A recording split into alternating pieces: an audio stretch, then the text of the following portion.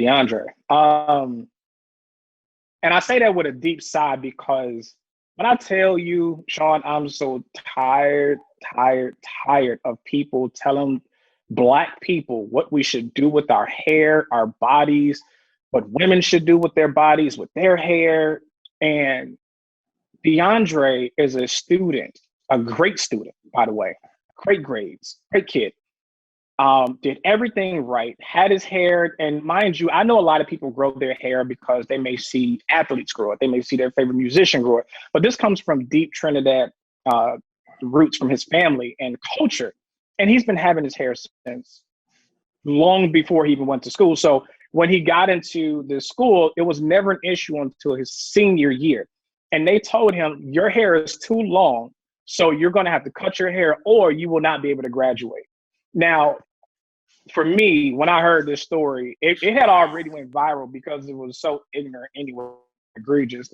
And that's when Hair Love, that ended up winning the award for that movie, which it was Matthew on my Cherry show, by the way. I just want to say that. Absolutely, I saw that.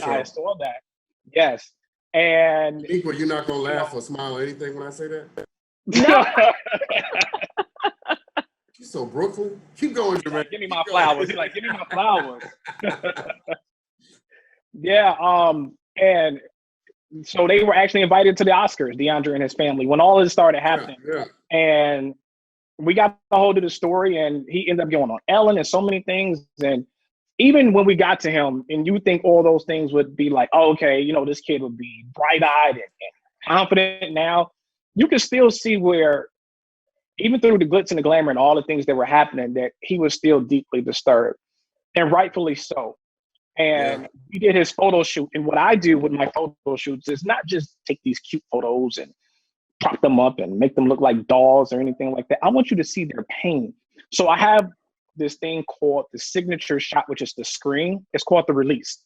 And in each one, they're screaming and they're releasing. And in that moment, because the one thing Black people, at least for me, I was not taught this growing up in the city of Chicago, was having mental health. Sound like a New Yorker though, but keep going. Jersey's like my second home, man. I know. Yeah. We were never taught in our communities about mental health. Like it was, shut up, stop crying, I'll give you something to cry about.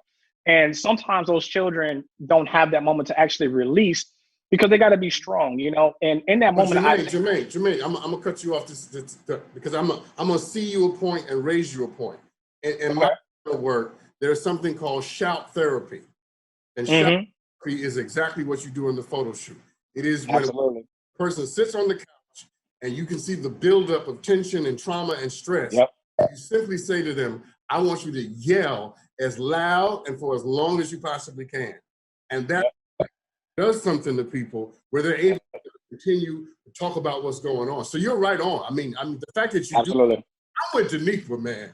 Not only are you an activist, Lord's work. Don't get me to preach it, because I swear I will. Hey, I will say, man, it was a blessing to do his story. And, after we did his shoot, so many things happened at that point. You seen, because he wanted to be a veterinarian. He didn't want to be a basketball player, rapper, anything like that. And there's nothing wrong with those things, by the way. But he wanted to be a veterinarian. So this is a great kid. And so I put him in a lab coat. We had pets and everything that we shot in with it and had him released at that moment. And we got some iconic photos from that segment.